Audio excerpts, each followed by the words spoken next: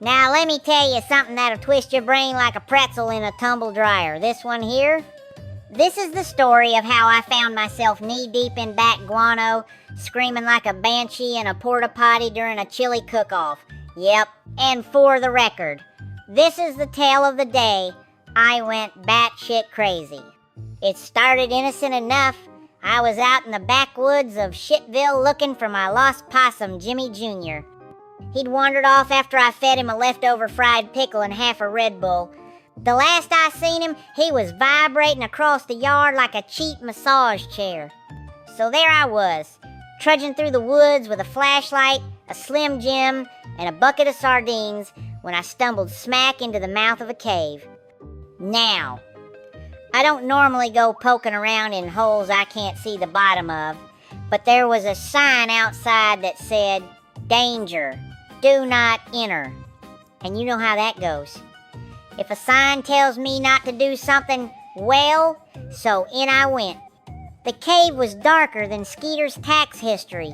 My flashlight flickered like it was scared, and before I even got 10 steps in, I heard a screech that sounded like a squirrel getting baptized in Mountain Dew. Next thing I know, whoosh! The whole dang ceiling explodes into a cloud of flapping wings and angry little sky rats with fangs. Now, I ain't afraid of bats. I seen Batman. I respect bats. But what I ain't never been prepared for is a full-blown bat poop airstrike. These little demons started dropping guano like they were bombing Pearl Harbor.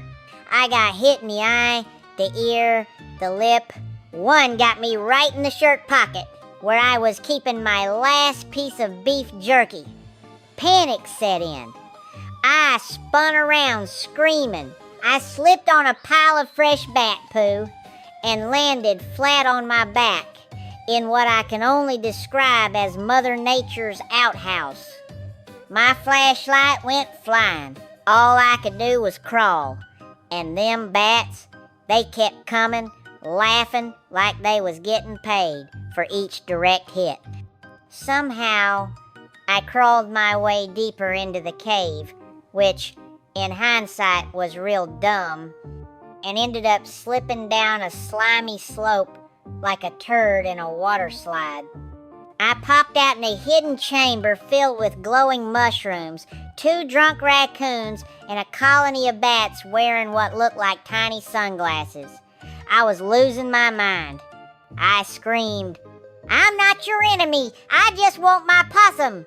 And that's when Jimmy Jr. showed up, riding one of the bats like a cowboy in a rodeo. I kid you not, he swooped in, gnawed through the strap of my overalls, and dragged me back toward the entrance like some kind of redneck rescue mission. By the time I tumbled out into the daylight, I was soaked in guano, shaking like a squirrel in traffic, and smelling like I'd just lost a fight with a septic tank. But I was alive, barely. Back in town. Nobody believed me. Said I was drinking Skeeter's shine again. But I swear, on my grandma's Elvis 8-track tape collection, it happened. And Jimmy Jr., he still gets this faraway look in his eyes like he's seen things. Horrible things. Moral of the story? If you find yourself knee-deep in crap, maybe it's time to stop digging. Because sometimes the stinkiest situations teach the stinkiest lessons. Heifers and hellfire. May your beer always be cold, your cousin's really cute, and your outhouse never tip over in a windstorm. And don't forget to holler at me online at ohshit.com.